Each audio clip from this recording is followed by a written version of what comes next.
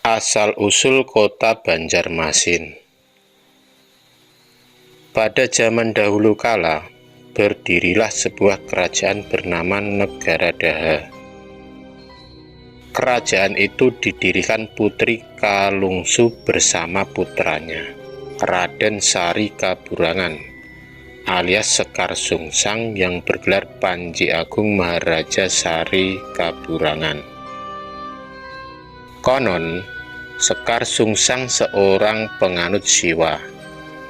Ia mendirikan candi dan lingga terbesar di Kalimantan Selatan. Candi yang didirikan itu bernama Candi Laras. Pengganti Sekar Sungsang adalah Maharaja Sukarama. Pada masa pemerintahannya, pergolakan berlangsung terus-menerus. Walaupun Maharaja Sukarama mengamanatkan agar cucunya Pangeran Samudra kelak menggantikan tahta Pangeran Mangkubumilah yang naik tahta. Kerajaan tidak hentinya mengalami kekacauan karena perebutan kekuasaan. Konon, siapapun yang menduduki tahta akan merasa tidak aman dari rongrongan. Pangeran Mangkubumi akhirnya terbunuh dalam suatu usaha perebutan kekuasaan. Sejak itu, Pangeran Tumenggung menjadi penguasa kerajaan, pewaris kerajaan yang sah. Pangeran Samudra pasti tidak aman jika tinggal di dalam lingkungan kerajaan.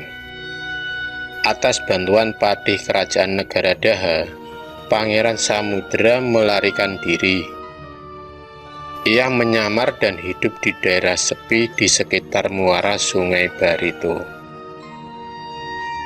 Dari Muara Bahan, bandar utama Negara-daha, mengikuti aliran sungai hingga ke muara Sungai Barito. Terdapat kampung-kampung yang berbanjar-banjar atau berderet-deret melintasi tepi-tepi sungai. Kampung-kampung itu adalah Balandean, Sarapat, Muhur, Tamban, Kuin, Balitung, dan Banjar. Di antara kampung-kampung itu, Banjarlah yang paling bagus letaknya. Kampung Banjar dibentuk oleh 5 aliran sungai yang muaranya bertemu di Sungai Kuin.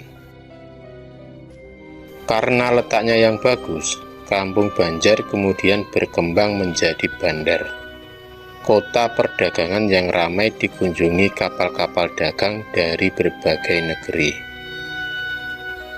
Bandar itu di bawah kekuasaan seorang patih yang biasa disebut Patih Masih.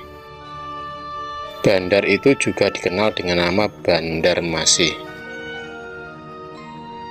Patih Masih mengetahui bahwa Pangeran Samudra, pemegang hak atas Negara-daha yang sah, ada di wilayahnya. Kemudian ia mengajak Patih Balit, Patih Muhur, Patih Balitung, dan Patih Kuin untuk berunding. Mereka bersepakat mencari Pangeran Samudra di tempat persembunyiannya untuk dinobatkan menjadi raja, memenuhi wasiat Maharaja Sukarama.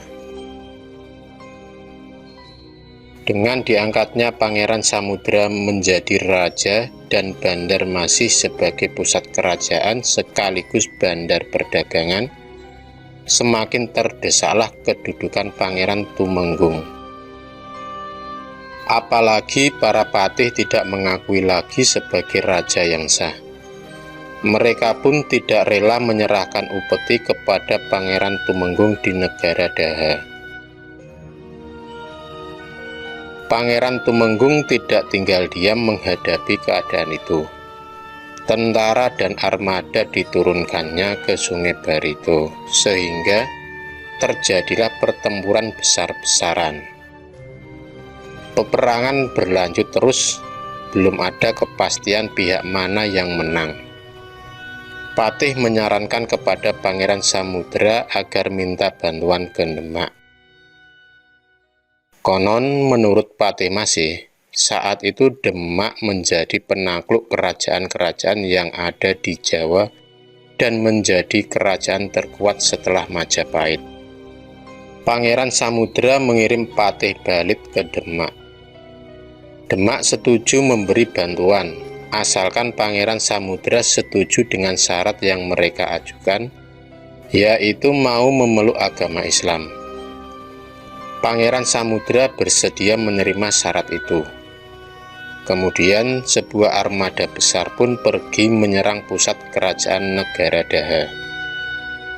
Armada besar itu terdiri atas tentara Demak dan sekutunya dari seluruh Kalimantan yang membantu Pangeran Samudra dan para patih pendukungnya. Kontak senjata pertama terjadi di Sangyang Gantung. Pangeran Tumenggung berhasil dipukul mundur dan bertahan di muara Sungai Amandit dan Alai. Korban berjatuhan di kedua belah pihak. Panji-panji Pangeran Samudra Tatunggul Wulung Wanara Putih semakin banyak berkibar di tempat-tempat taklukannya. Hati Arya Terenggana, patih negara Daha, sedih melihat demikian banyak korban rakyat jelata dari kedua belah pihak. Ia mengusulkan kepada Pangeran Tumenggung suatu cara untuk mempercepat selesainya peperangan, yakni melalui perang tanding atau duel antara kedua raja yang bertikai. Cara itu diusulkan untuk menghindari semakin banyaknya korban di kedua belah pihak. Pihak yang kalah harus mengakui kedaulatan pihak yang menang. Usul Arya Terenggana ini diterima kedua belah pihak. Pangeran Tumenggung dan Pangeran Samudra naik sebuah perahu yang disebut Talangkasan. Perahu-perahu itu dikemudikan oleh panglima kedua belah pihak. Kemudian pangeran itu memakai pakaian perang serta membawa parang, sumbitan, keris, dan perisai atau telabang. Mereka saling berhadapan di Sungai Pari Besar. Pangeran Tumenggung dengan nafsu angkaranya ingin membunuh Pangeran Samudra. Sebaliknya Pangeran Samudra tidak tega berkelahi melawan pamannya. Pangeran Samudra mempersilahkan pamannya untuk membunuhnya. Ia rela mati di tangan orang tua yang pada dasarnya tetap diakui sebagai pamannya. Akhirnya luluh juga hati Pangeran Tumenggung. Kesadarannya pun muncul. Ia mampu menatap Pangeran Samudra bukan sebagai musuh, tetapi sebagai keponakannya yang di dalam tubuhnya mengalir darahnya sendiri. Pangeran Tumenggung melemparkan senjatanya. Kemudian Pangeran Samudra dipeluk. Mereka bertangis-tangisan. Dengan hati yang tulus, Pangeran Tumenggung menyerahkan kekuasaan kepada Pangeran Samudra. Artinya negara Daha ada di tangan Pangeran Samudra. Akan tetapi Pangeran Samudra bertekad menjadikan Banjarmasin atau Banjarmasin sebagai pusat pemerintahan, sebab bandar itu lebih dekat dengan muara Sungai Barito yang telah berkembang menjadi kota perdagangan. Tidak hanya itu, rakyat Daha pun dibawa ke Banjarmasin atau Banjarmasin.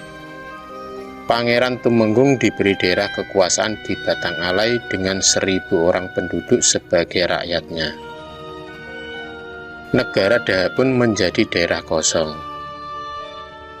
Sebagai seorang raja yang beragama Islam, Pangeran Samudra mengubah namanya menjadi Sultan Suryansah. Hari kemenangan Pangeran Samudra atau Sultan Suryansah 24 September 1526 dijadikan hari jadi kota Banjarmasin atau Bandarmasin.